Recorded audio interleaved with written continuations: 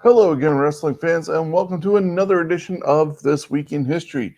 We are looking at April 2nd to April 8th, and we are brought to you this week by our friends at CoolBet, who are sponsoring us with the Scumbags Prediction League.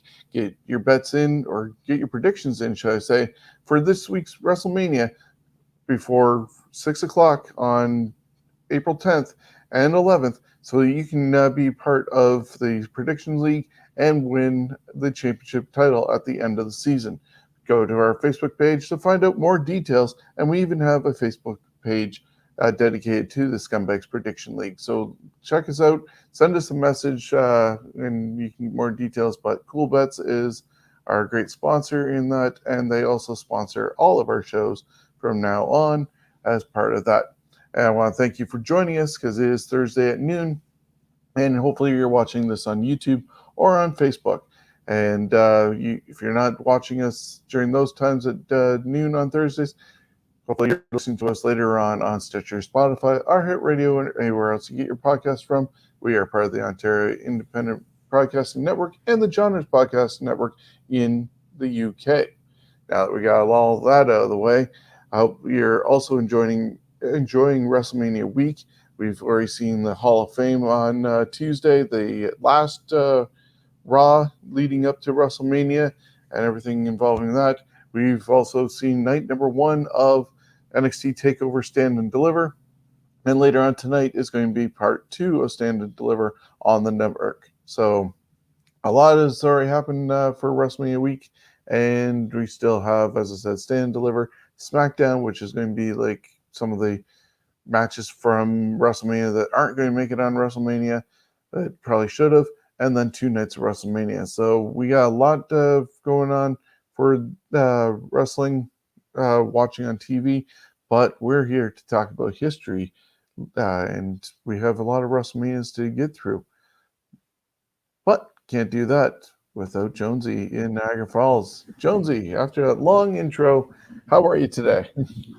I'm doing pretty good, and I definitely will not be doing any history starting from this point on because there's too many events going on. My God.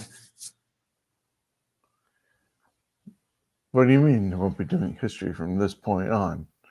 Well, I mean, as far as from 2021 on. Oh, okay. You know, that the new age stuff. I mean, it would be, April 2nd. Well, let's see, on the first part of SmackDown, blah, blah, blah, blah, blah. Yeah, I understand. I can't even imagine the amount of extra things that are going to be happening that happened. And people look back 20, 30 years from now. Wow.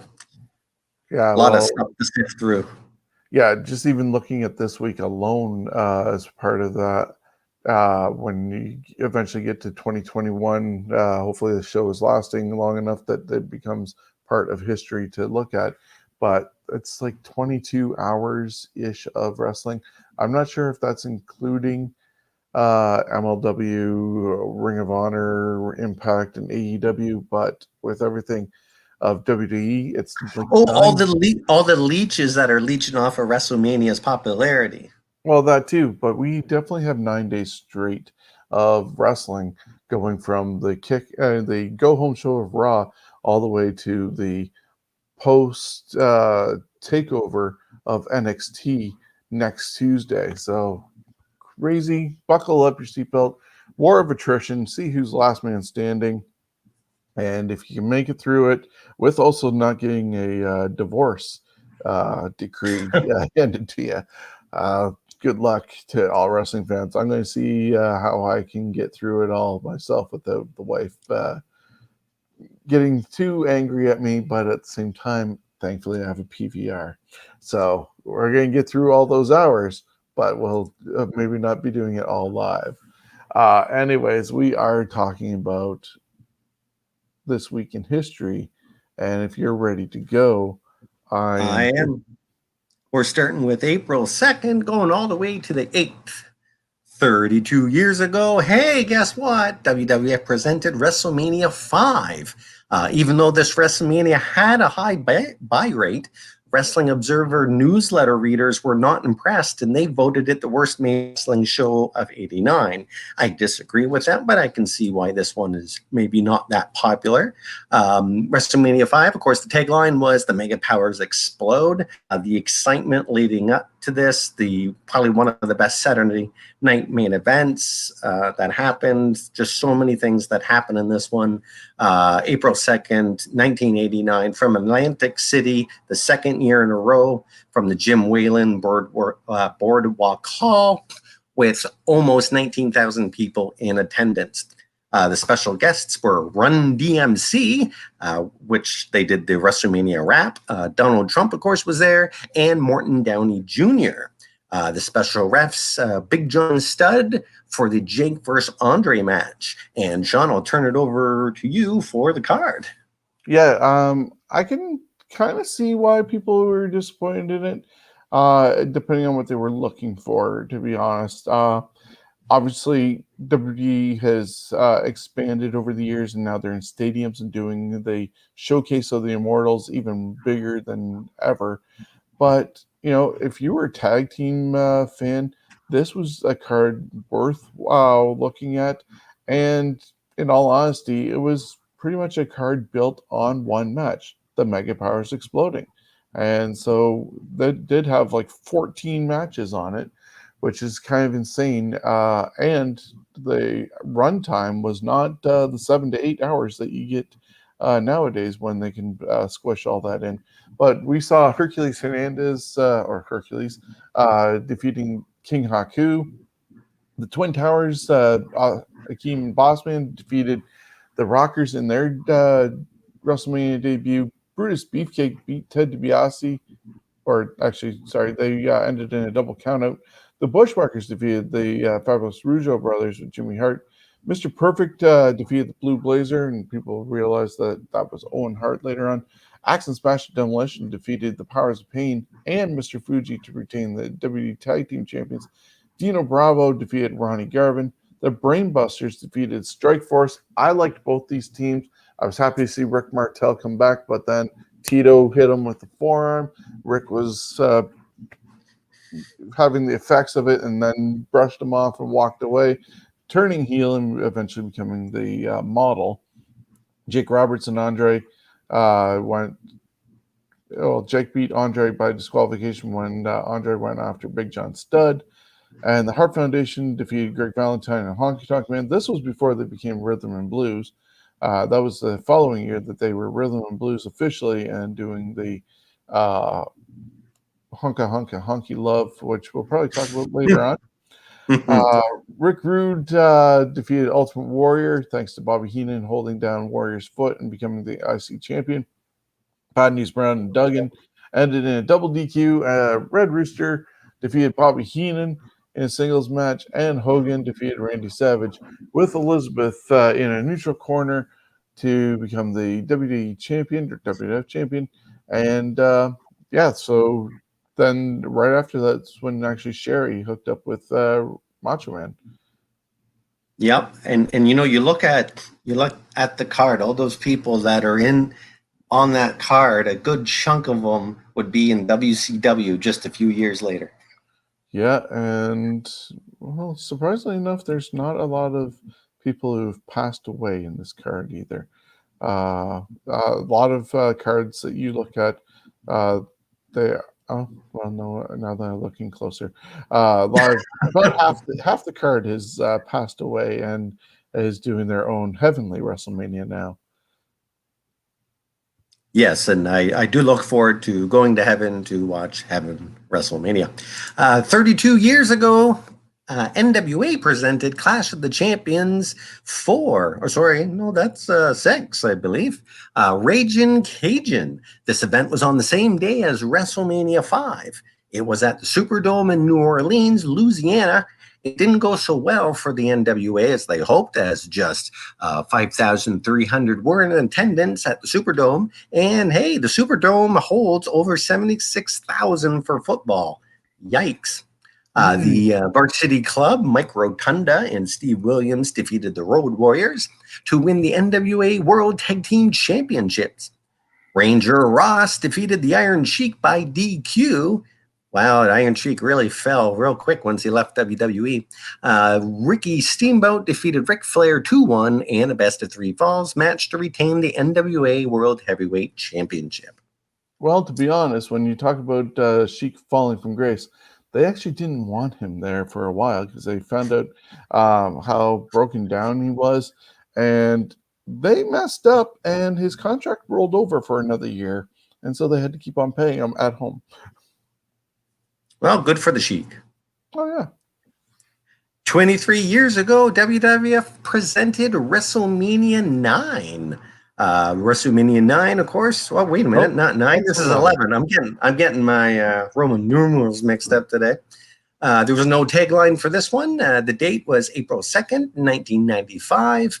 It happened in Hartford, Connecticut at the Hartford Civic Center with just over 16,000 people in attendance. The national anthem was Kathy Huey, who was a Special Olympian, and the special guests, Salt and Peppa, sang What a Man prior to Bam Bam Bigelow's match versus Taylor. And Jonathan Taylor Thomas was the timekeeper in the match, Diesel versus Shawn, and Bob Ryder, who was an internet interview with Diesel and Michaels. And accompanied to the ring, of course, Jenny McCarthy accompanied Michaels to the ring, and Pamela Anderson accompanied Diesel to the ring. And the football players in this one were Ken Norton Jr., Chris Spellman, Ricky Jackson, Carl Banks, Reggie White, and Steve McMichael, who, of course, would go to the WCW only a couple of years later. Of course, these guys were just at ringside for the big main event. And the special refs were Roddy Piper for the Hart vs. Backlund match, Larry Young of the MLB ump, one of the umps in the American League, was the Undertaker versus Bundy match, and Pat Patterson refereed the Bam Bam versus Taylor. And if you'd like to go down the card on this one. Yeah, sure. So Allied Powers, Lex Luger, and British Bulldog started off the event taking on the Blue brothers, or Jacob and Eli Blue. Later on, Harris Twins, Skull and 8-Ball, any incarnation that you recall them as being. They Allied Powers defeated them. They were accompanied by Uncle Zebekiah or Dutch Mantel. Razor Ramon with 1-2-3 Kid defeated Jeff Jarrett by disqualification, and that was for the IC title. Undertaker defeated King Kong Bundy, and that's where Larry Young, as you said, was special guest referee, and he apparently wanted to do his whole umpire thing with the "you're out" type deal, but that kind of fell on deaf ears with being able to do that. So kind of interesting, because other than that, I don't understand why a baseball umpire needed to be in Bundy and Undertaker. That was just weird. Owen Hart and Yokozuna defeated the Smoking Guns to take the tag team titles. Owen was to introduce Yoko as his surprise tag team partner in that one. Bret Hart defeated Bob Backlund in the I Quit match with Piper as a special guest referee. And it was kind of weird because I hate whenever Piper was part of an I Quit match because he'd always have the microphone, and I almost made it about him because all you heard was him. Do you give up? What do you say? And then it was some garbled, God knows what, supposedly came out of Backlund's mouth that ended the fight between the two. Diesel retained his championship over Shawn Michaels. Sid Vicious got kicked out of ringside. Originally, Pam Anderson was supposed to accompany Shawn, but because he won the Royal Rumble. But then next thing you know, she's with Diesel. Jenny McCarthy, another Playboy model, came out with Shawn, but then Diesel ended up walking out with everybody, including Jonathan Taylor Thomas. And for whatever reason, Lawrence Taylor beat Bam Bam Bigelow, and that was your main event in this card that was only 7 matches in length. If people are going to complain about WrestleMania 5, they need to complain about this one as being even worse, because I'm looking at the total times here, and you got everything is under 13 minutes, except for the world title match, which was 20 minutes, and only 3 matches went over 10 minutes in total, including the title match. So imagine all the filler that they put in this just to extend it for like a 3-hour show. Yeah, when you do look at the times of matches, even today's WrestleMania, when you look at the times that the matches go for, a lot of you're like, wow, there's a lot of filler in wrestling. That this WrestleMania wasn't that bad. The Bret Hart Backlund match I thought was pretty good. And I'm telling you, even though that main event was strange, that was the main event, it felt like a main event match. Just the feel that they had going with all the people on the outside, and the fact that, God, I forgot his name now. Lawrence Taylor? Lawrence Taylor did actually a really good job for someone that we hadn't seen in the ring before. So, my hat goes off to him and Bam Bam Bigelow, because that could have been one hell of a disaster, and the match itself was actually good. Yeah, Taylor actually did put some effort in, so it wasn't just a Yeah, and it's surprising that he didn't really do any more wrestling after that, because it did go over well as far as his in-ring ability. We're going to move on, though, because we got a lot more WrestleManias coming up. But before then, 23 years ago, WCW presented the internet-only pay-per-view listen event, Malice at the Palace, from the Ice Palace in Tampa, Florida. This was the first of 3 audio-only events WCW did in '98. On that show that you wouldn't have seen but heard, Hacksaw Jim Duggan and Bubba the Love Sponge defeated the Texas Hangman. Ultimo Dragon defeated Chavo Guerrero Jr. via submission, and Stink defeated Hulk Hogan in a steel cage match to retain the WCW World Heavyweight Championship. That was worth And listening hey, to. yes, 15 years ago today, WrestleMania 22 happened. The tagline for this one was Big Time, April 2nd, 2006, at the Rosemont, Illinois All-State Arena, with just a little over 17,000 people in attendance. National anthem was sung by Michelle William from Destiny's Child, and the musical guests were POD for Mysterio's entrance. And the rest is for you there, Sean, to go through. Yeah, so they had a Battle Royal as the pre-show with Viscera last eliminating Snitsky to get the win there, but the Battle Royal only lasted 6 minutes. Weird. Big Show and Kane were the tag team champions, then they retained them against Carlito and Chris Masters. Rob Van Dam defeated Bobby Lashley, Finlay, Matt Hardy, Ric Flair, and Shelton Benjamin in a Money in the Bank ladder match. JBL, with Jillian Hall by his side, defeated Chris Benoit to win the United States Championship. Edge with Lita defeated Mick Foley in a hardcore match, which I believe if you go on WWE Network right now, there is actually a behind-the-scenes video with them and everything that led up to that one. Definitely worth looking at. I know I need to check it out myself.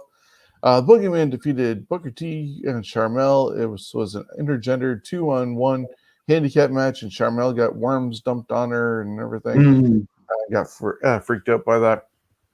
Mickie James defeated Trish Stratus for the WWE Women's Championship. And that one had to be censored a bit because of what Mickie James ended up doing with Trish at the end. Well, if you can find the actual footage, go for it. But if not, sorry about your luck. The Undertaker defeated Mark Henry in a casket match. I'm happy that they started going putting Undertaker against smaller guys because his matches got way better in the years to come after this. Shawn Michaels defeated Mr. McMahon in a holds barred match. There's the Crimson Mask of Vince, the garbage can on him as Shawn comes off the ladder, threw a table into Vince. Rey Mysterio defeated Randy Orton and Kurt Angle to take Kurt Angle's World Heavyweight Championship in a triple threat match, and he did it for Eddie. Tori Wilson defeated Candice Michelle in a Playboy pillow fight match, and John Cena retained the WWE Championship, defeating Triple H by submission. So it's 2 years, well, a couple years Triple H ended up submitting to people, because at 20 he did it to Benoit as well. Mm-hmm. And moving 14 years ago, hey, guess what? WrestleMania 23, April 1st, 2007. It happened in Detroit, Michigan at Ford Field, which was the former home of, and now it's escaping me. Google that. Over 80,000 people were there. Of course, that was disputed. Aretha Franklin was back to sing The American the Beautiful, as only she could. The special guests were Donald Trump and Tara Cooner, who was a Miss USA 2006 model. And Sean, you got the matches. Not at the moment, because that's not No, on my well, list. I can go through with what I have. Yeah.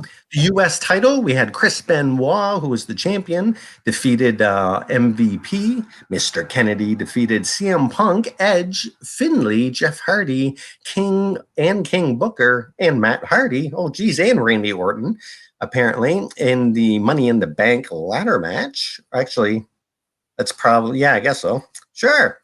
Yep. I was there for Yep, I that was one. there. Okay. Oh, you were? Well, that's good. Yeah. WWE belt, John Cena defeated and retained his belt against Shawn Michaels by submission. And Shawn Michaels is actually submitted twice at WrestleManias. CM Punk was one of the gangsters down the aisle for the Cena entrance.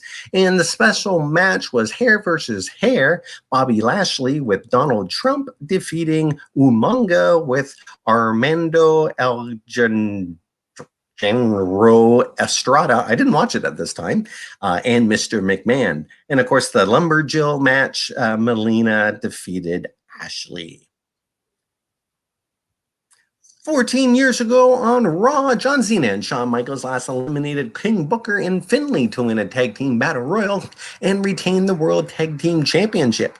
Immediately thereafter, a second tag team battle royal was ordered for the titles, with the Hardy Boys last eliminating Lance Cade and Trevor Murdoch to win the titles.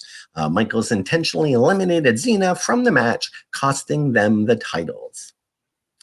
9 years ago on Raw, Brock Lesnar returns to the WWE after an 8-year absence. Hard to believe it's been that long already that he came back. In his first act back with the company, he F5s John Cena, setting up a bout between the two at Extreme Rules a few weeks later. Also returning to the WWE on the show is Matt Bloom, formerly known as A-Train in 2004. He was a very successful wrestler in Japan, winning the GHC and IWGP Tag Team Championships as Giant Bernard.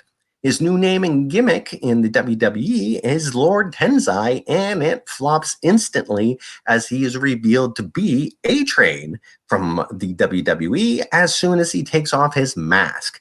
I tell you, why did they bother with this, with the mask in the first place, when they revealed who he was in the first show that he came back on? I thought the build-up was great. He looked great, but then they show who he is. If they would have done what they did with Kane, it might have actually worked. Yeah, it probably would have been a lot better.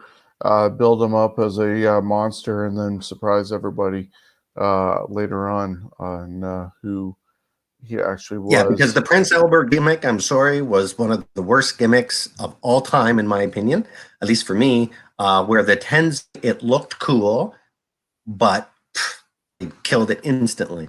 5 years ago in Texas, Shimmer women's athletes presented Shimmer Volume 80. This show was a one-night tournament to crown the first ever Heart of Shimmer champion, which would be their secondary title. It was a 12-woman single elimination tournament with a 3-way elimination final. In the final, Nicole Savoy defeated Candice LeRae and Heidi Loveplace in a 3-way dance to become the first Heart of Shimmer champion. On that card, Ontario's own Cherry Bomb lost in the first round. April 3rd, 39 years ago in Tokyo, Riki Koshu defeated Tatsumi Fujinami to win the WWF International Heavyweight Championship. 28 years ago, Don Morocco defeated the Sandman to win the Eastern Championship Wrestling Heavyweight Championship. And 22 years ago, ECW presented SummerSlam 99 from Philly. On the card were Taka Michinoku defeating Papi Chulo. Taz defeated Chris Candido to retain the ECW World Heavyweight Championship. And Mr. Mustafa and the Dudley Boys defeated Axel Rotten, Balls Mahoney, and New Jack in an Ultimate Jeopardy steel cage match. Yeah, I'm not sure if this is on the WWE Network. They did post, I thought, all of the pay-per-views, so definitely worth checking out. Looks like some interesting matches, especially Taz. That last one with the steel cage match with anything with new Jack in it. You never know what's going to happen. 21 years ago on Raw is War from LA, Eddie Guerrero defeated Chris Jericho to win the WWF European Championship. And on that same night, Crash Holly defeated Hardcore Holly to regain the WWF Hardcore Championship. 20 years ago at a SmackDown taping, Triple H defeated Chris Jericho to win the WWF IC belt. 17 years ago in Delaware, Christopher Daniels defeated Austin Aries to win the East Coast Wrestling Association's annual Super 8 tournament and became the first two-time tournament winner. Oh, look at all the people there. 12 years ago, WWE presented WrestleMania 21. This time, WrestleMania went Hollywood. Of course, we could go on about some of the great, and you can find them on YouTube, of course, all the great vignettes that they did for this one. It was on April 3rd, 2005, from Los Angeles, California, at the Staples Center with over 20,000 people there. The national anthem was sung by WWE's own Lillian Garcia. Special guests were Rowdy Piper, Stone Cold, and Hulk Hogan. And the musical guest was Motorhead playing the game. And Sean, you've got the card? Yeah, so the pre-show had Booker T winning the Battle Royal at that time, last eliminating Chris Masters. At least this Battle Royal lasted over 11 minutes. Ooh.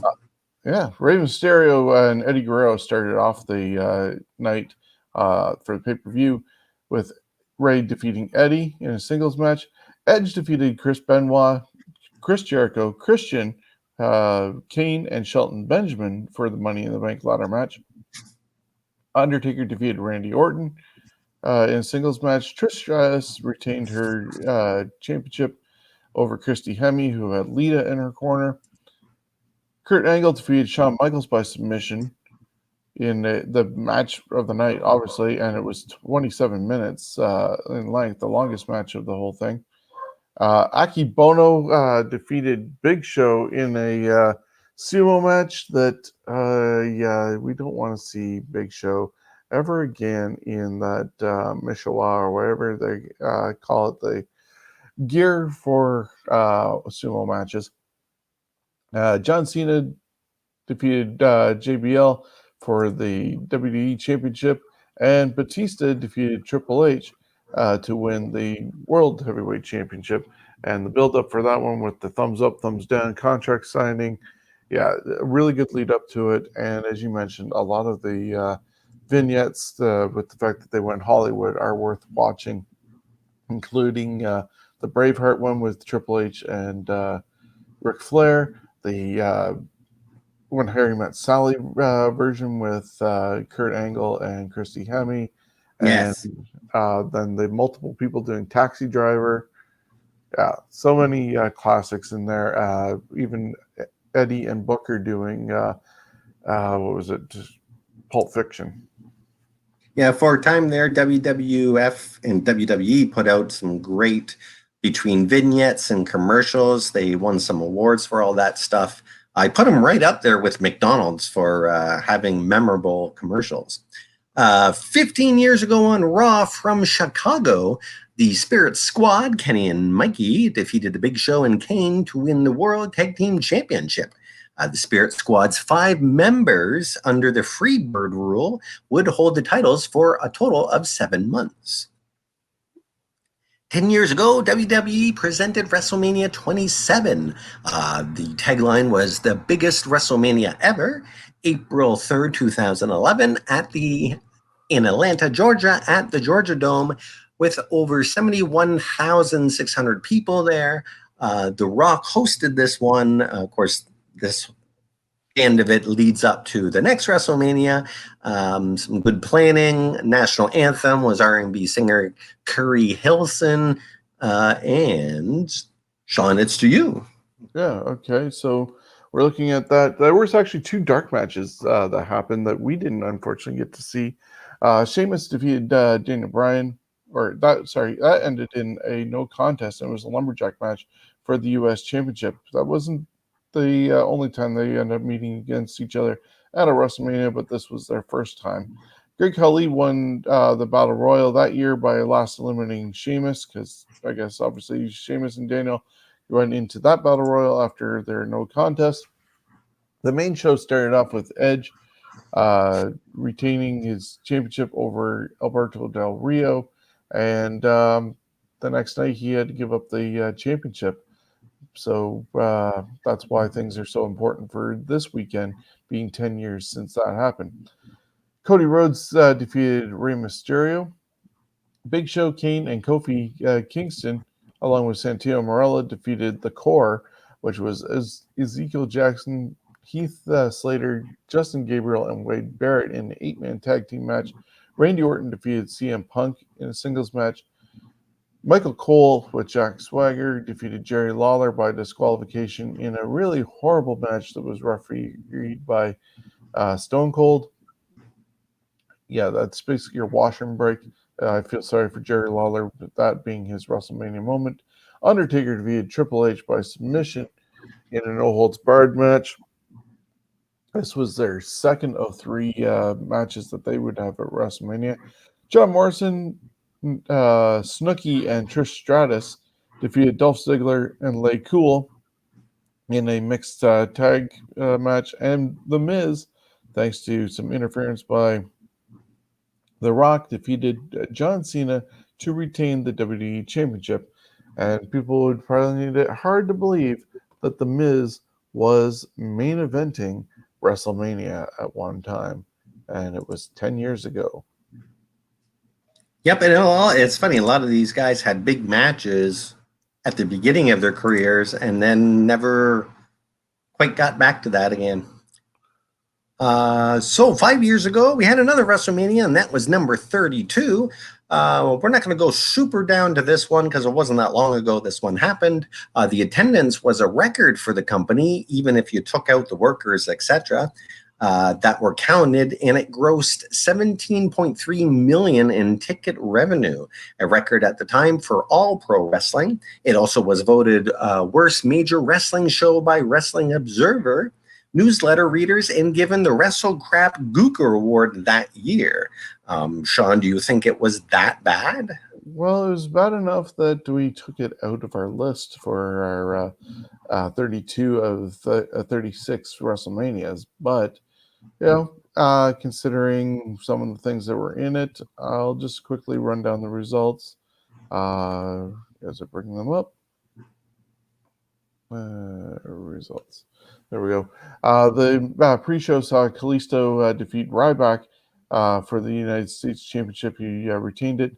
There was also a Team Total Divas, which had Alicia Fox, Brie Bella, Eva Marie, Natalia, and Paige defeating Team Bad and Blonde, which was Emma, Lana, Naomi, Summer Rae, and Tamina by submission. The Usos were also on the pre-show, and they defeated the Dudley Boys in a tag team match. The main card started off with Zack Ryder defeating Kevin Owens, who was the current IC champion, Dolph Ziggler, Miz, Sami Zayn, Sin Cara, and Stardust to become the Intercontinental Champion. Chris Jericho defeated AJ Styles. The League of Nations, Alberto Del Rio, Rusev, and Sheamus, who had King Barrett in their corner, defeated The New Day in 6-man tag team match. Brock Lesnar had Heyman by his side, defeating Dean Ambrose in a no-holds-barred street fight, which was actually a pretty horrible match. Charlotte, who had Ric Flair by her side, defeated Becky Lynch and Sasha Banks in a triple threat to crown the first women's champion. They actually had Lita out there earlier in the show, and they revealed the new women's championship, which we see today with the Big W, and they got rid of the Divas title. And so basically, Charlotte retained, but also was given the new title that night.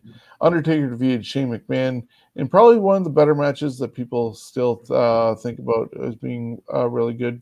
Half hour, it went Shane doing a crazy jump off the Hell in a Cell, which was Shane going to jump off this year? That's pretty much the big thing of what he does every year. Was he going to jump off of, even though he's 51?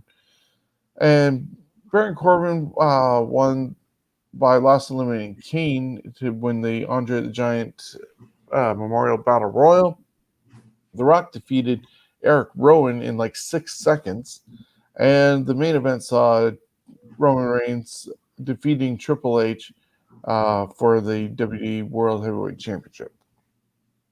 Yeah, the Undertaker Shane McMahon match. What I don't like about Shane McMahon's a lot of his matches, especially this one, is yes, it still takes balls to do what he does, but the fact that he tried to kind of recreate Mick Foley's fall from the cage, but Foley didn't have a dummy table set up that had airbags under it and everything.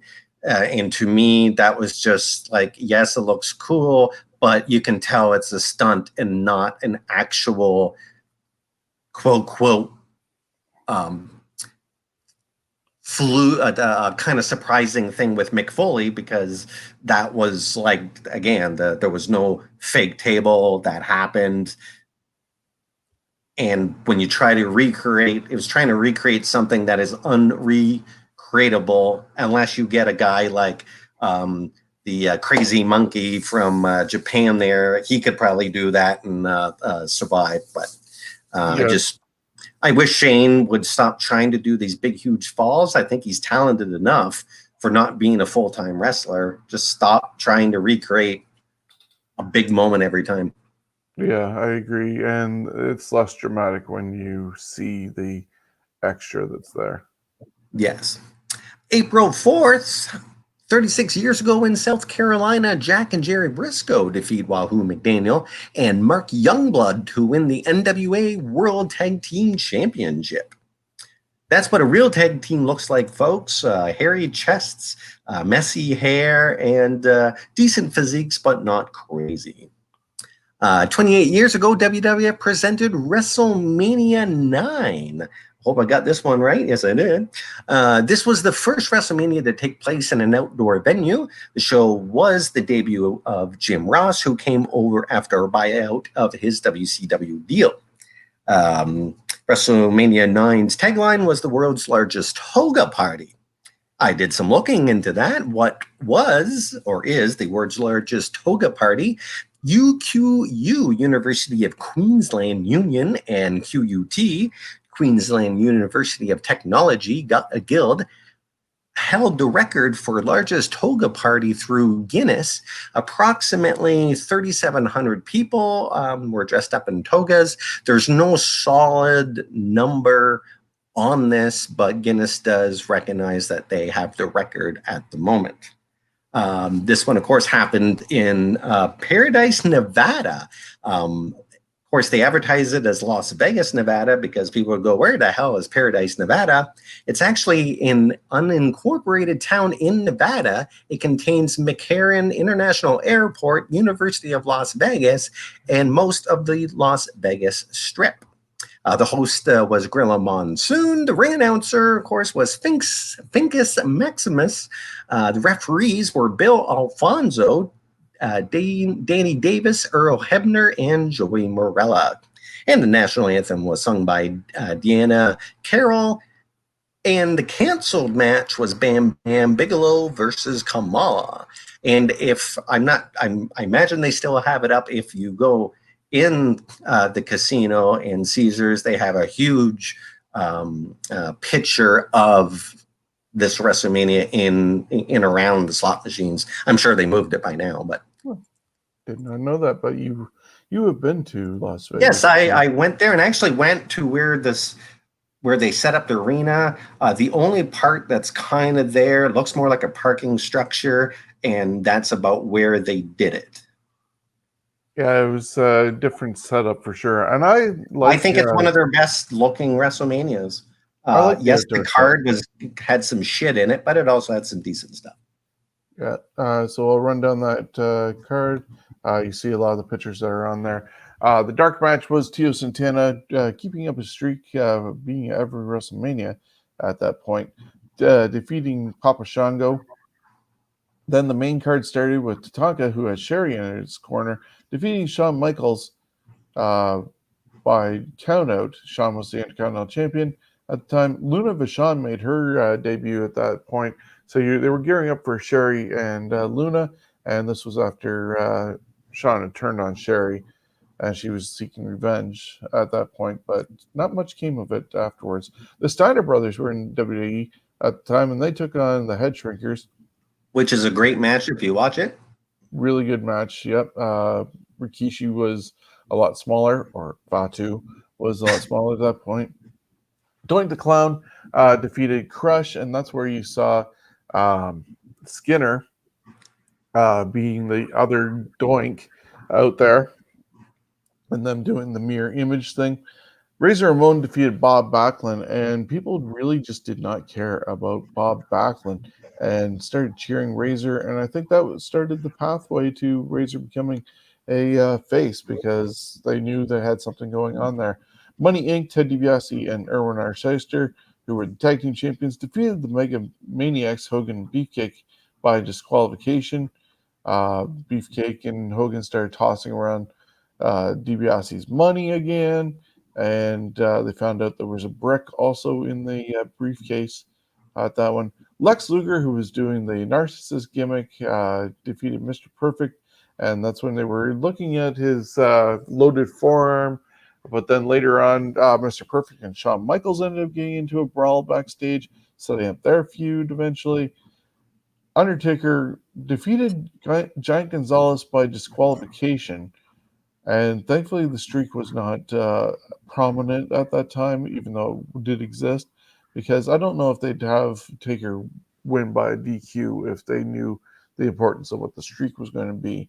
But they had the whole chloroform rag that knocked him out and stuff like that. Kind of crazy, and really good entrance for Undertaker. He had the Chariot and the Black Crow or Buzzard with him. I will say I'm surprised that WWE has yet, especially with all these outdoor shows, that they haven't done a release of like a whole shitload of crows. I think that would be just amazing, especially the stages they build. They could have them all in sections. Yikes. Yeah, be quite the visual. Then, of course, Bret Hart defeated Yokozuna for the WWF Championship. If you listen to Bret Hart's stories about it, apparently it got cut short because Yoko got winded. And you can, if you go by Bret's story, I guess it was supposed to go longer when he had the sharpshooter on Yokozuna, and Fuji wasn't supposed to throw the salt when he was, but then he took his time to get over there because he wasn't ready for it, and Bret got hit with the salt. Yoko get the victory, and then they challenged Hogan, who came down to protect Bret, and took the title a minute and 28 seconds later. Backstory on that, whether or not Bret was supposed to also get a match against Hogan at SummerSlam in exchange for this, we'll never know for sure because one story says yes, one story says no, but Hogan would eventually drop it, and we'll talk about that. Yeah, I'm not sure if Bret Hart, when he did this, was saying "Get the fuck away, Hogan," or "Go get him, Hogan." You know, who knows? Yeah. 23. 27 years ago in Hiroshima, Japan, Tatsumi Fujinami defeated Shinya I almost had it. Hashimoto to win the IWGP Heavyweight Championship for a fifth time. 23 years ago in Buffalo, RVD defeated Bam Bam Bigelow to win the ECW World Television Championship. Van Dam would hold the championship for an even 700 days before vacating the belt due to injury. 21 years ago, Shawn Michaels comes out of retirement for one match to win the Texas Alliance Championship, defeating Venom in a street fight. He would soon surrender the title. That match is actually available on YouTube. Oh, nice. Yeah, that's how I ended up getting this picture, because trying to find it was crazy to do so. And he gets cut open hard way in that it's a brawl with a lot of weapons. You wouldn't have known that he was actually retired with his back injury, but TWA was his wrestling school. So leave it to the booker to take his own Yupper. title. But at least he gave it up and didn't, go with it and blah, blah, blah. Yeah. 10 years ago, WWE signs Jonathan Good, a.k.a. John Moxley, of Dragon Gate USA and ZZW fame. He would be renamed Dean Ambrose in the WWE. 10 years ago on Raw from Hotlanta, The Rock and John Cena agreed to a match at WrestleMania 28, one day after WrestleMania 27. This is the first time a main event for WrestleMania would be announced 1 year in advance. On the same show, Sin Cara makes his WWE debut, doing a run-in following Sheamus defeating Daniel Bryan to retain the WWE United States Championship. Sin Cara would do a rough trampoline bounce into the ring and a stutter step until he delivered a great kick to the back of Sheamus's head, knocking Sheamus to the floor. Sin Cara then would pull out a beauty of a top turnbuckle flying body press to the floor on Sheamus. Sin Cara would continue to hit and miss in the WWE. Also, John Morrison and Trish Stratus defeated Dolph Ziggler and Vicky Guerrero. For Stratus, it was her final match in the WWE for years. Yeah, WWE just did a 50 Greatest Women countdown on their network, and it took a couple of different parts to watch the show. And Trish was actually deemed the number one women of WWE history. Of course, you got people like Sable in there for some unknown reason. They missed Rockin' Robin. They missed Sherry Martel. So what about Bull Nakano? Bull Bull, Nakano had freaking amazing matches with Medusa. Bull was in there. She made the list. Okay. But What about Bertha Leilani Faye? Kai, I don't think Bertha made it. And hey, if you remember, I used to make jokes back then that Bertha Faye was actually a good-looking lady. And guess what? You look at her now, she is one hell of a good-looking lady. 5 years ago on Raw, The Miz defeated Zack Ryder to win the WWE Intercontinental Championship. Also of note, Maurice would return to WWE TV after a 9-month absence. On April 5th, 39 years ago in Memphis, Andy Kaufman defeated Jerry Lawler by DQ after Lawler used a then-banned piledriver on Kaufman. Lawler wouldn't stop there and gave him a second piledriver. Kaufman had to be stretchered out of the Mid-South Coliseum. 35 years ago in Yokohama, Japan, Riki Koshu defeated Stan Hansen to win the Pacific Wrestling Federation Heavyweight Championship. 25 years ago, WWF presented WrestleMania 8, Friendship Torn Apart, or the Macho Flair Affair. April 5th, 1992, the city was Indianapolis, Indiana, at the Hoosier Dome with over 62,000 people in attendance. The national anthem was sung by the beautiful Reba McEntire. Special guests included Ray Combs of Family Feud. He was the ring announcer for the 8-man tag. And the special refs, Shane McMahon was a backstage official during the Savage Flair brawl. You can see him constantly going back and forth to Elizabeth. I just loved it when all those officials came out, and it's like, why are you out there? You guys are absolutely useless doing nothing. Pretty And much. if you go down the card. Yeah, just bring that over there. The dark match had the Bushwhackers. I didn't realize they were still around. Defeated the Beverly Brothers. Surprising. They were always in a feud, it seemed like. I didn't realize the Beverlys were still there. But they defeated them in the dark match. Then the main card saw Shawn Michaels with Sherry defeating Tito Santana. The Undertaker, who had Paul Bearer in his corner, defeated Jake Roberts in a don't look too closely when he got a tombstone on the floor, because he was really not even close to hitting his head. Jake wasn't. Roddy Piper lost his Intercontinental title to Bret Hart.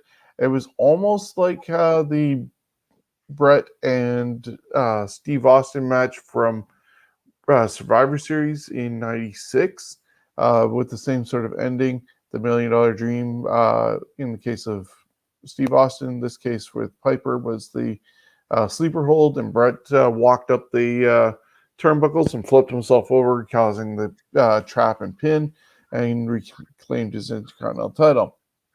Bossman, Virgil, Sergeant Slaughter, and Duggan, band of misfits there, defeated the Nasty Boys, Repo Man, and the Mountie. It was like leftover Central 8-man tag there. Randy Savage with Miss Elizabeth defeated Ric Flair, who had Perfect in his corner to take the WWE Championship. And this was a thing where if Savage had lost, they were supposedly going to show a naked picture of Elizabeth, because Ric Flair said he was there before Savage was. And that didn't get shown, and there was a lot of bad blood there, and it was really good. They were not fair to Flair during that pay-per-view. No, but considering at one point Ray thought it was going to be Hogan versus Flair, but because it didn't go over well on house shows, we never got to see that in WWE. We had to wait to WCW Halloween Havoc for that. Yes, and thank goodness that did not happen, because that Flair Savage match was a beauty. Yes, a really good thing there. Tatanka defeated Rick Martel, and they were feuding over a feather at that point. In fact, I remember when we seen Rick Martel at the Western Fair a few years ago, you asked him about that feather. Well, they were both there together. Yes, that's right. So was there. I was like, you guys are all cool after the whole feather incident? And they agreed they were fine. So it was nice to see them patch things up. The Natural Disasters, Earthquake and Typhoon, defeated Money Inc. For the W Tag Team Championship match, but it was by countout, so they did not get the titles. Owen Hart defeated Skinner in a singles match that was only a minute and a half long, and that was just a buffer to allow Hogan defeating Sid Justice in a really botched up finish, because Papa Shango was supposed to come down. It was by disqualification, and Sid ended up having to kick out of the leg drop. Shango just was bad timing, and next thing you know, a very deflated Ultimate Warrior came running down to help Hogan, and Hogan and from the mountain in Indianapolis, out of nowhere, made that run, blew himself up at the same time. But they did Hogan Must Pose with Warrior to end the show and send people home happy. And this was supposed to be Hogan's last match. Of course, he returned later on. For many years more. 22 years ago, WCW presented Monday Nitro from the MGM Grand in Las Vegas, Nevada. WCW unveiled their new logo, which some people say looks like I thought I read a toilet seat or something. Sorry? I've heard exploding vagina. Oh, I actually I liked it for the entrance that they built for it that actually opened up. I thought that was a really good entrance that they built. Stevie Ray on this defeated Brian Adams, Horace, and Vincent in a battle royal to become the leader of NWO Black and White. Booker T defeated Chris Jericho by DQ to advance to the finals of the WCW United States Championship Tournament. And Goldberg, Diamond Dallas Page, Hollywood Hogan, and Ric Flair fought to a no contest in a WCW World Heavyweight Championship match. 18 years ago, Paul London defeated Chance Beckett to win the ECWA Super 8 tournament. Other participants were Frankie Kazarian, Chris Sabin, Spanky, aka Brian Kendrick, Chris Cage, Cedric Strong, and Alex Orion. 12 years ago, WWE presented WrestleMania 25 with $6.9 million at the gate, more than $1 million more than the previous WrestleMania. They would break their ticket sales record for a third consecutive year. The WrestleMania 25, of course, was the 25th anniversary of WrestleMania, April 5th, 2009. It was in Houston, Texas at the Reliant Stadium with over 72,000 people strong. National anthem was sung by Nicole Scherzinger, and the special guests, of course, were Mickey Rourke at ringside and Mae Young, who was the timekeeper for the Women's Battle Royal. Musical guests, Kid Rock did the Bawa Dibdaba, Rock and Roll Jesus, Cowboy, All Summer Long, and So Hot. The last song women came out for the 25 Battle Royal for Miss WrestleMania. And the card. Yeah. I guess that's the time that Kid Rock took filled a lot of things because the match times are really pathetic on this one as well, except for Shawn and Taker and Triple H and Orton. Everything was less than 15 minutes. Really bad. But the pre-show had the Colognes, Primo and Carlito, defeating Miz and Morrison in a lumberjack match to unify the WWE and World Tag Team titles. And so the Colognes were carrying all the gold. The main show saw CM Punk defeating Christian, Finlay, Kane, Kofi, Mark Henry, MVP, and Shelton Benjamin in a Money in the Bank ladder match. Santina Marella, as we know as Santino Marella, a dressing drag, last eliminated Beth Phoenix to win Miss WrestleMania Battle Royal, with Mae Young as a special guest timekeeper on that one. Chris Jericho defeated Jimmy Superfly Snuka, Ricky Steamboat, and Ric Flair. Roddy Piper, who had Ric Flair in their corner, in a handicapped elimination match. This had been rumored to be Mickey Rourke against Chris Jericho, but when rumors got out after Rourke had mentioned stuff on an award show, I believe it was, or red carpet for an award show, things quickly got changed, and his representatives pulled them, and so they had to quickly come up with a different idea, because this was also, in a way, cross-promoting the movie The Wrestler that Mickey Rourke had been in. And so going off that theme, Chris Jericho figured he would just defeat a whole bunch of washed-up legends. And to our surprise, Ricky Steamboat put on quite the match that I didn't think he had it in him anymore, because that's why he had to retire due to injury. But yeah, people were chanting he still has it. And I loved Ricky Steamboat's match in that. It was great. Matt Hardy defeated Jeff Hardy in an Extreme Rules match. Rey Mysterio defeated JBL for the Intercontinental Championship. Undertaker defeated Shawn Michaels in a singles match, and that was over a half hour. Really great match. There was that unfortunate botch moment with Sim Snuka involved, but everything from the entrance of Shawn Undertaker, one coming from heaven, one coming from hell, yin yang look in their appearance, the different reversals, the selling that happened, and all that. Definitely one to go back and look at, and to be also to check out. I'm going to give a plug over to Johnner's podcast and network. John Scott and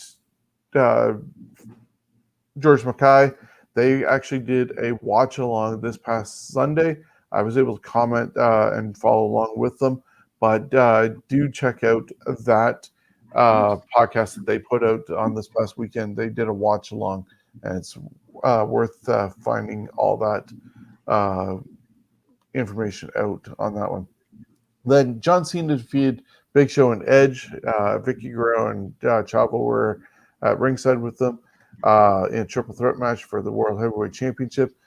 Edge was champion going in, but John came out of it. He actually had both on his shoulders for an AA attempt. Superhuman strength on that one. And Triple H defeated Randy Orton to retain the WWE Championship. And if Triple H had been counted out or disqualified, he would have lost the title. So that was WrestleMania 25. Excellent. 11 years ago on TNA Impact, Angelina Love wins the Knockouts Lunchbox Challenge to win the TNA Knockouts Championship. The Lunchbox Challenge goes like... Oh, Lockbox. Oh, okay. I'm reading it Lunchbox. Yeah, I noticed that in your notes, and I was going to see if you caught yourself. It's okay. Lunchbox is probably more appropriate for this TNA event. But, well, it makes a lot more sense now because I'm like Lunchbox. Yeah. Well, folks, as you can tell, I didn't do so well in English class in school. The Lockbox Challenge went like this. 8 women, 4 matches, and each winner gets a lockbox. End of the tournament, all 4 ladies opened up the box. So 8 women, and they only have 4 boxes. Angelina got the grand prize, the title belt. Tara got her pet spider back, yay. But she lost the title, and Velvet got the open contract, which she challenged Angelina to a leather and lace match, and it was non-title for some reason. Of course, that just goes with TNA not making sense. And Daphne drew the striptease. I'm okay with that. Yeah. Happy 35th birthday for Ashley Elizabeth Fleer, a.k.a. Charlotte Flair. And it's a happy 65th birthday for Paige Joseph Frankenberg, a.k.a. Diamond Dallas Page. Page was born in Port Pleasant, New Jersey. Page would become a star basketball player in high school. He ran a nightclub in Fort Myers, Florida, before breaking into the wrestling business at age of 32 in 1988. He began as a manager in the AWA for Bad Company, managing them to the AWA World Tag Team Championship. He would also work as a color commentator for Florida Championship Wrestling alongside Gordon Solie.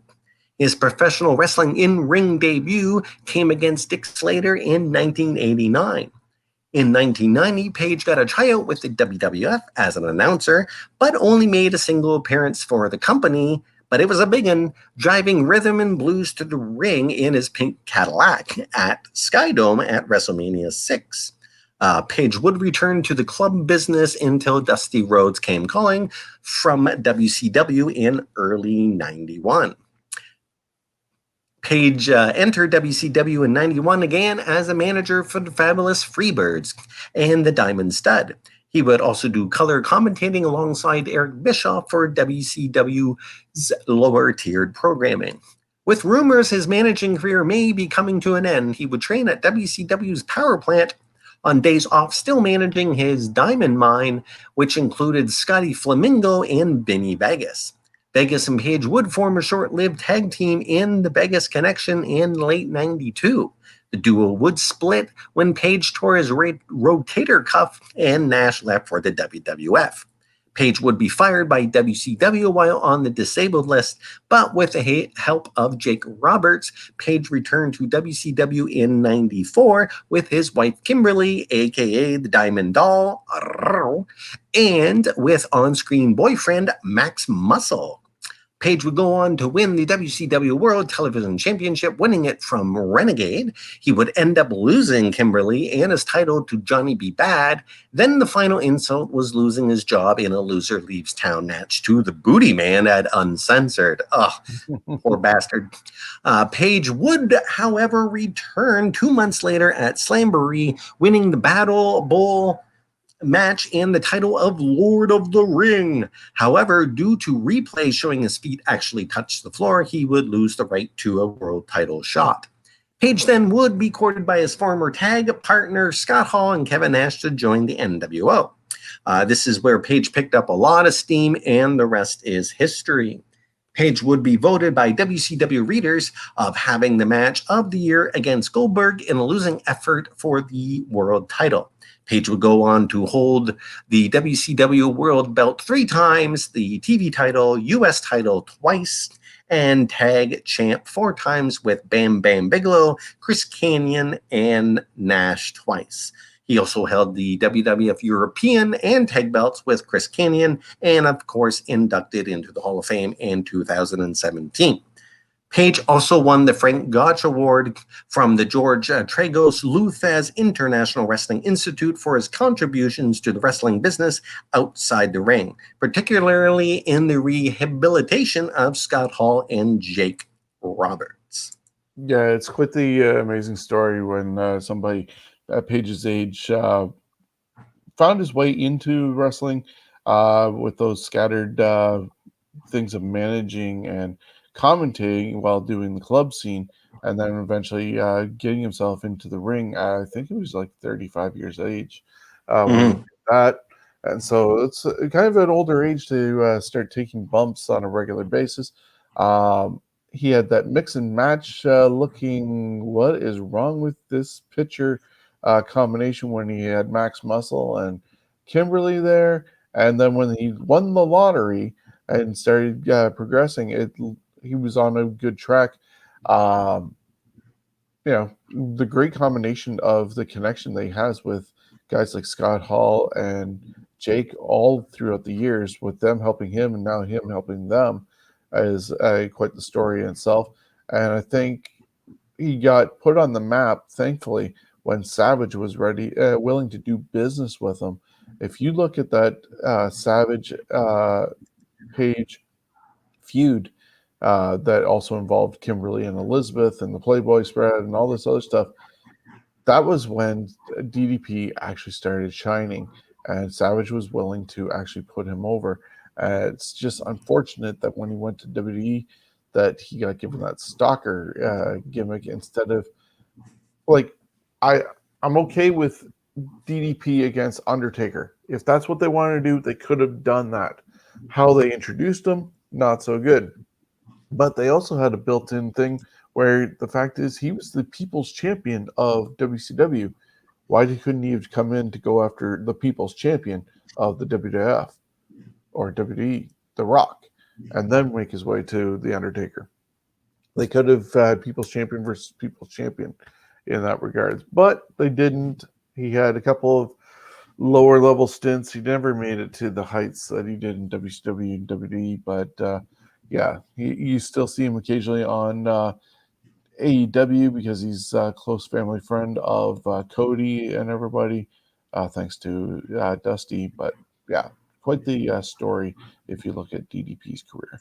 Yes, and he was also seen in the I just lost his name, David Arquette story that is on, I don't know if it's Netflix or one of them. He's in there helping him get some training from some awesome Mexicans. Yeah, April 6th. Sorry, go ahead. That's You Can't Kill David Arquette, and it's on Netflix. I actually got Louisa to watch most of it. Hey, my wife watched it too.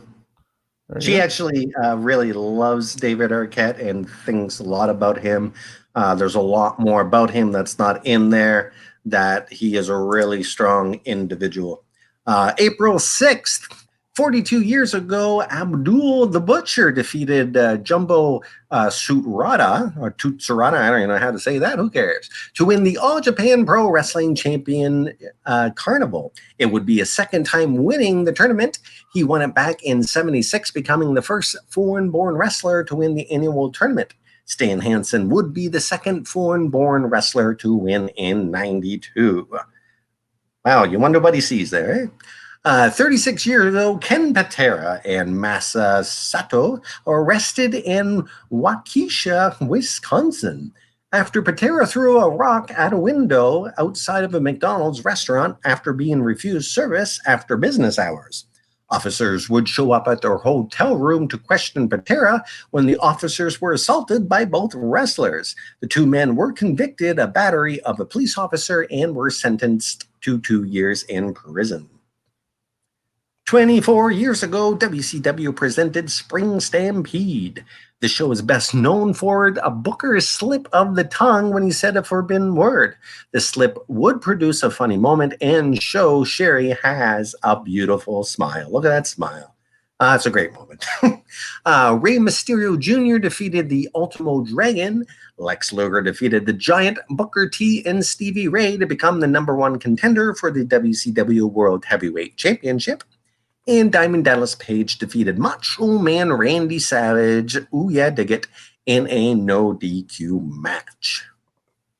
21 years ago in Salt Lake City, William Regal defeated Bubba Ray Dudley to win the WWF Hardcore Championship, only to lose it to Goldust, who then loses it to Raven, who then loses it back to Bubba Ray.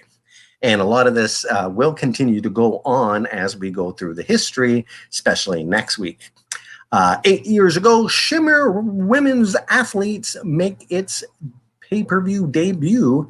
Amazing Kong defeated Maya Yim. Shazam McKenzie and Vetta Scott defeated Cherry Bomb and Kimberly. The Canadian Ninjas, Nicole Matthews and I always have trouble with that name. Portia. That's it. Portia Perez defeated Kana and Lufisto and Made in Sin. And Kelly Skater and Tomaka Nakawagwa in a 4-team elimination match to retain the Shimmer Tag Team Championship. And Cheetah leader Melissa defeated Sarah Knight. Saria Knight in a steel cage match to win the Shimmer Championship. Melissa became the first woman to win the Shimmer Championship more than once. Her championship run would last 460 days. And Saraya Knight is actually Paige's mom. Oh, okay. Nice. 7 years ago, WWE presented WrestleMania 30. With 10.9 million in ticket sales yet again for the 5th consecutive year, they would break the building's entertainment event record for the building that they were at, of course. The tagline for this one was "Let the good times roll," and I'm not even going to try to say it in the other language that they had it in. It was April 6, 2014 in New Orleans, Louisiana. Mercedes-Benz Superdome with over 75,000 people there. The host was Hulk Hogan, and of course he thought he was in the Silverdome. And the musical guests were Reb Theory for Orton, and Mark Kozer and the Rels for Bray Wyatt's entrance. The main event and all that, Sean can bring you that. Yeah, for some reason all my pictures are... This event did not, for the rest of this week, did not load up, but I did get the pictures. I don't know. But let's look at the card. The pre-show had the Usos, the tag team champions, defeating Los Matadores, the Real Americans, Cesaro and Jack Swagger, and Ryback, which was Curtis Axel and Ryback, to retain the tag team championships. The main show saw Daniel Bryan defeat Triple H in 26 minutes, and the winner was to be entered into the WWE World Heavyweight Championship match later on. So Triple H had a chance to actually, I guess, be in there too. I thought it was Daniel Bryan's only opportunity, but it looks like both of them, according to the results here, had a chance to meet up with Randy Orton and Batista in the main event. The Shield defeated Kane and the New Age Outlaws in a six-man tag team match. Cesaro won the Andre the Giant Memorial Battle Royal by last eliminating the Big Show. John Cena defeated Bray Wyatt in a singles match, which John did not need to win. I don't know why they kept on jobbing Bray Wyatt out at WrestleMania. Hopefully that doesn't happen again this weekend. Brock Lesnar defeated The Undertaker, and this ended the streak at 21-1 now. During that match, actually, Undertaker did get concussed and does not remember the rest of the match after a couple minutes into it, but still pulled off the rest of the match, which is amazing how these guys are able to go on autopilot and do such a thing. Yes. AJ Lee defeated Oksana, Alicia Fox, Brie Bella, Cameron, Emma, Eva Marie, Layla, Naomi, Natalia, Nikki Bella, Rosa Mendez, Summer Rae, and Tamina Snuka in a Vicky Guerrero Invitational match for the Divas Championship. AJ won it by submission. And surprisingly, with all those women, it was only a 7-minute match. And Daniel Bryan went on to defeat Batista and Randy Orton to become the World Heavyweight Champion. And we saw the big confetti and him going over to hug Connor, and he's on the table with the going down. Quite the ending. We see that again this weekend. Perhaps. April 7th, we're moving on to 35 years ago, WWF presented WrestleMania 2. This was the first WrestleMania to be made available to a national pay-per-view audience. This WrestleMania took place in 3 different major cities. Of course, the tagline was the premier sporting event of the year and what the world has come to. It happened on April 7th, 1986, and it was a happening. It happened in Uniondale, New York at MSG, the Rosemont, Illinois Horizon, and in Los Angeles, California at the Memorial Arena, with a total of just over 40,000 for all 3 arenas. The commentators were McMahon and Susan St. James, which was just bad, New York City, Monsoon and Okerlund, and Kathy Lee Crosby and Ernie Ladd did Chicago, and Ventura and Lord Alfred Hayes and Elvira did the commentary in LA.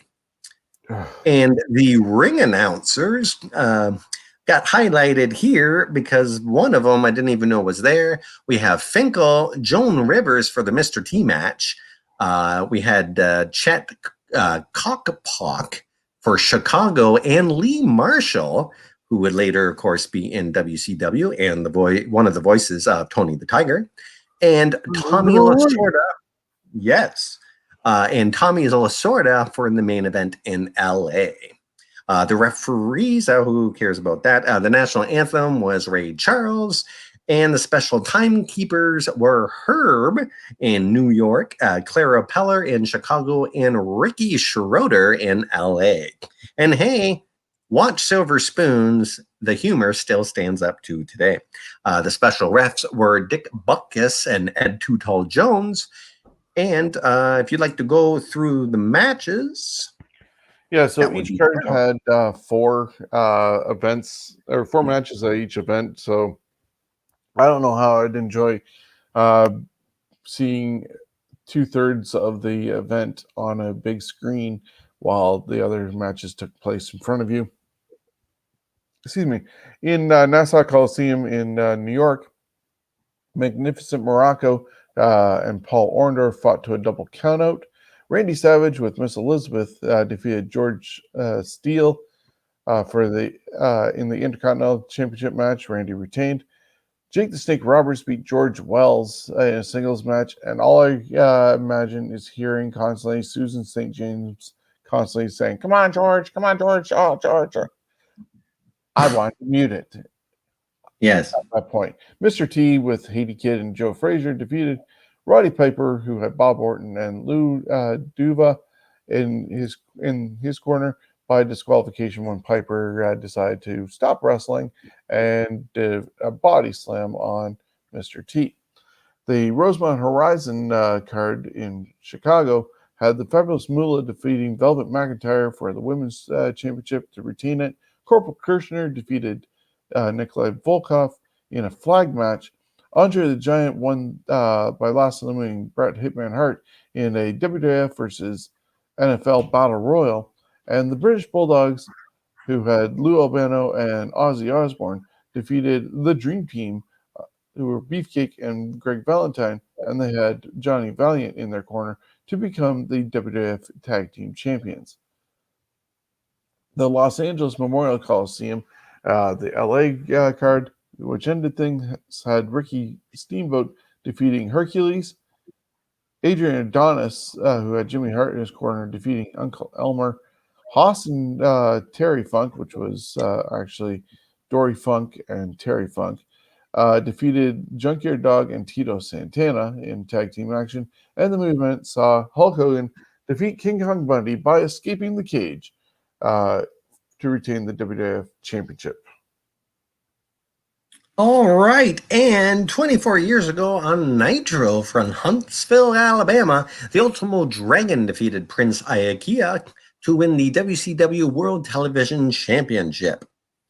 And hey, we're not done with WrestleManias. 8 years ago, number 29 happened. For this one, 52,000 tickets were sold the day that the tickets were first made available, and gate receipts totaling 12.3 million. It was the highest for any event in MetLife and the most in WWE history at the time. One of the matches on the show was rescheduled for Raw the next night, and that was Tons of Funk and the Funkadactyls defeating the Rhodes Scholars and the Bella Twins. This all happened on April 7th, 2013, East Rutherford, New Jersey, at the MetLife Stadium, with over 80,000 people there. And the special guest was Snooki, who, of course, was in one of the matches on the card, and Sean will run down that card. Yeah, The Miz defeated Wade Barrett in the pre-show to gain the Intercontinental Championship. The Shield defeated Big Show, Randy Orton, and Sheamus in six-man tag team action. Mark Henry defeated Ryback in a singles match.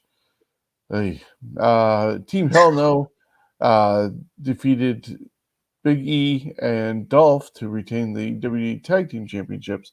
Fandango defeated Chris Jericho in a stunner of a match. Most people thought Jericho was going to win that one, but Fandango surprised people. And then the next day, people were just singing Fandango's song. Alberto Del Rio defeated Jack Swagger by submission to retain the World Heavyweight Championship. Undertaker defeated CM Punk in a really great match in that year. Triple H with Shawn Michaels in his corner defeated Brock Lesnar, who had Paul Heyman in his corner in a no-holds-barred match. Had Triple H lost, he would have had to retire. That was not the last time Triple H would have that sort of stipulation out of WrestleMania. And the main event saw John Cena defeating The Rock to recapture the WWE Championship. All right, 8 years ago, New Japan Pro Wrestling presented Invasion Attack from Tokyo, Japan. The show had participation from wrestlers not associated with New Japan, including CMLL, NWA, and Freelancers.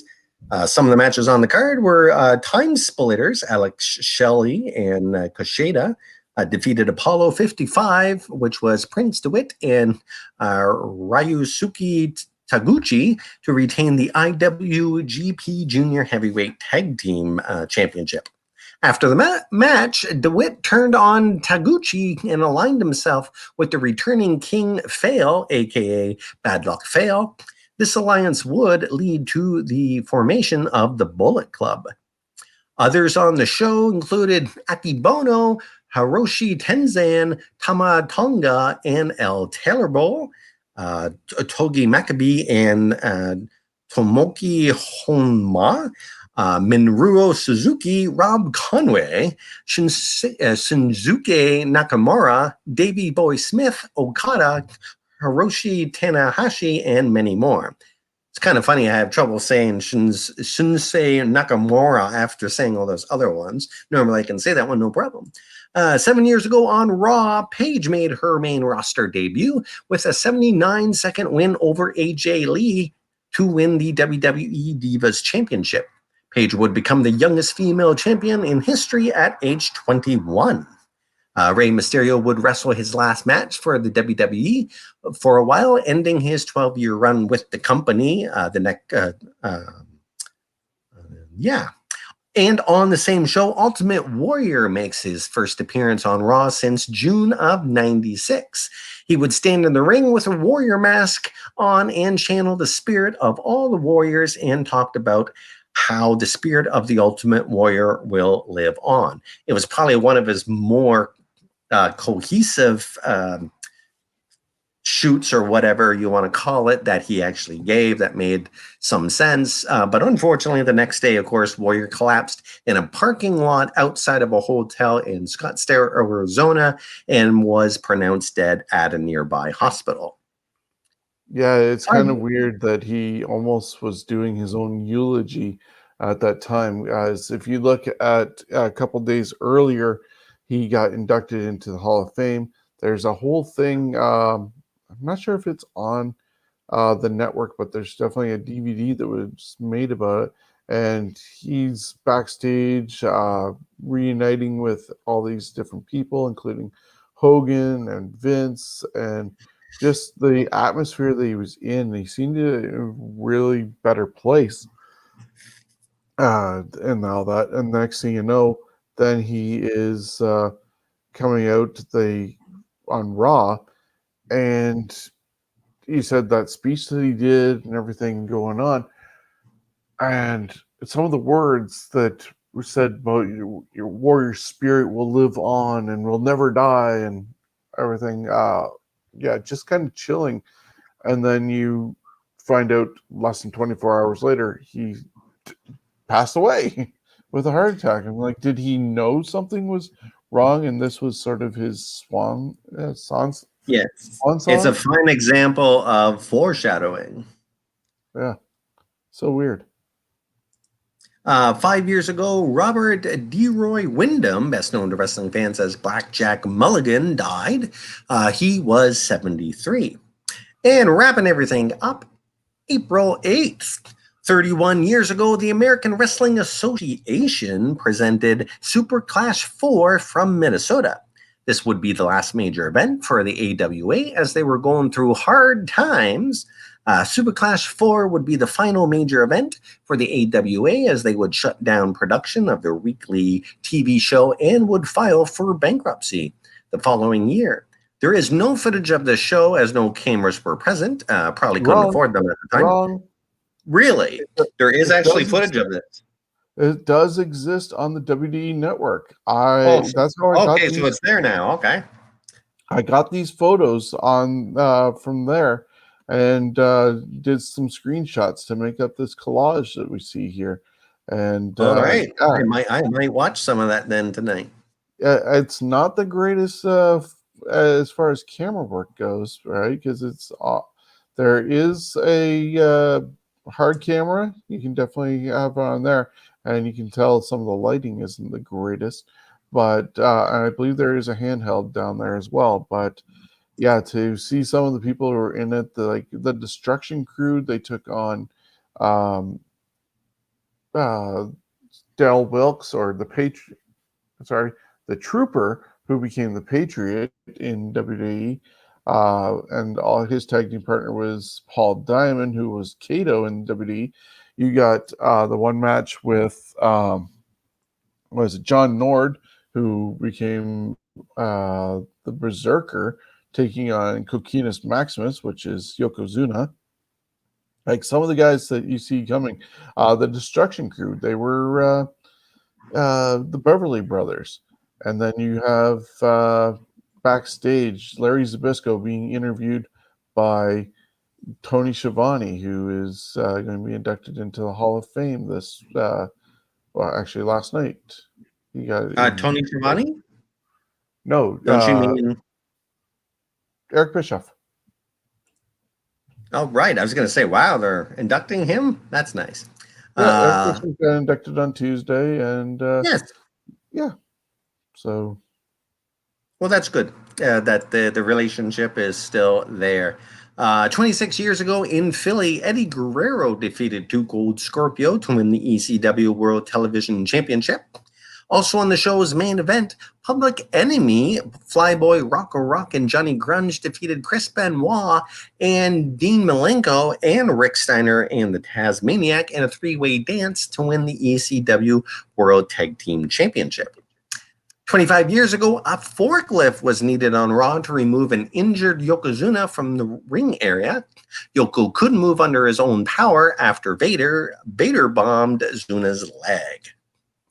19 years ago on Raw from Arizona, Spike Dudley defeated William Regal in just 3 seconds to win the WWF European Championship. Oh, poor Yoko. Look how big he was then. yeah. 18 years ago at a SmackDown taping in Chicago, Rowdy Piper returns for the to the WWF for the first Piper's Pit since WrestleMania 5. Vince McMahon would be his guest. They would be interrupted by Rikishi and a revenge payback coconut stemming from the 1984 incident with Jimmy Snuka. However, Sean O'Hare attacked Rikishi and Piper hit Rikishi with the coconut. 8 years ago on Raw, Wade Barrett reclaimed the IC belt from The Miz in a rematch from WrestleMania 29 pre-show. Also on the show had Alberto Del Rio defeat Jack Swagger by submission to retain the World Heavyweight Championship. However, Dolph Ziggler would cash in his Money in the Bank briefcase and defeated Del Rio to win the World Heavyweight Championship. And that is it for this week in wrestling history. It is, of course, compiled from the vast land of Google, Wikipedia, sites like CageSideSeats.com, and most importantly, from fans and journalists that had front row seats to history. Yeah, well, thank you once again for compiling all that. It's always nice to go through a trip down memory lane and see what all happened during certain events. So it's always a good time to see that. And sometimes you learn from history, and sometimes you are doomed to repeat it. But yeah, I just want to thank you for taking us down that. I want to remind people that they have Saturday that they can join us in time for WrestleMania to be a part of the Scumbags Prediction League. It's presented by Cool Bets. It's a two-tier play system. Bring that back up. I don't know why it left. Two-tier play system, and you can pay for $25 and be eligible for the championship belt, which arrived at my house today. We're going to do a reveal later on. And you can also do the fun part, which is for free, and just do it in hopes of winning t-shirts and other merchandise from Scumbags Wrestling. The scoring is 10 points for a win, 5 for a no contest, and 0 points for a loss. All the details are available at scumbags.ca, our website, and there's bonus points available. You're already watching wrestling, so let's have some fun, meet some other people, have some bragging rights. And once again, it's brought to you by Cool Bets. Stay cool, bet responsibly. Jonesy, do you have anything you want to plug before we get out of here? Not in particularly. Just we're getting close to halfway through the history for a whole year. I'm glad we're pretty much done the WrestleManias now, because that just takes up a lot of time, and all the matches and everything that's happened. It's crazy that there's been that many WrestleManias. I remember the earlier ones when the day after school, the day after WrestleMania at school, that's what all the boys were talking about. And in fact, I believe the lights went out at WrestleMania 3 at the London Gardens, and they had to re-show it a night or two later, if I remember. Interesting. So yeah, I unfortunately was not heavily enough into wrestling at the time, so I missed out on that. I had friends who went to school and did make the trip to WrestleMania, and kind of it's envious as a kid at that point. But yeah, definitely a lot of good history. We are doing a special Fantasy Warfare tournament that will be on Saturday at noon. You can see that I did that with a member of the Johners Podcasting Network, Kieran, and also with Matthew from the Ontario Independent Wrestling Podcast Network. We took down the greatest main event. And so collaboration there we did. You'll be able to see that on Saturday before WrestleMania. Let us know what you're doing on that one. Tune in Wednesday nights at 6 p.m. for our regular Fantasy Warfare tournaments with Jonesy and Steven. And we'll have all new topics, not WrestleMania involvement, starting next week. And we'll see what we come up with at that time. I'm thinking something maybe along the lines of tag teams. We haven't done anything involving tag teams for a bit, so that'll be nice to do. And of course, you can catch us usually for our Scumbags Wrestling regular podcast Thursdays at 8 p.m. Not sure how everything's going to work this week because of all the WrestleMania stuff, but we're definitely going to be on top of all the events throughout the time of WrestleMania, and just keep an eye out for what happens this week. So anything else until we check out of here? Can we get a sneak peek of that belt? I'm going to do just a little piece, like just the end of the belt, a little bit. Still in How the about box. The little belt? Do you have the little belt that you got made? Yes, I have the little belt that got made. We will talk in just a couple minutes off air. But yeah, so I want to wish you guys all a great week, and we'll see you next time for This Week in History. If you want a variety of wrestling news and history, look no further than the Scumbags Wrestling family of shows. On Wednesday nights at 6 p.m., join Shawn, Steven, and Jonesy as we look for the best of the best and break it all down in a unique tournament format on Fantasy Warfare Tournament. Then Thursdays at noon, take a look back at the rich history of our great sport with This Week in History. Relive title changes, births, deaths, and some of the best events of all time. Finally, join us for the latest in wrestling news, show results, and predictions Thursday nights at 8 p.m. for the Scumbags Wrestling Podcast. The Scumbags Wrestling can be found on Facebook, Twitter, Twitch, YouTube, and Instagram, along with our audio versions on Stitcher, Spotify, iHeartRadio, or anywhere else you get your podcasts from. We're a proud part of the Ontario Indie Wrestling Podcast Network and the Johners Podcast Network.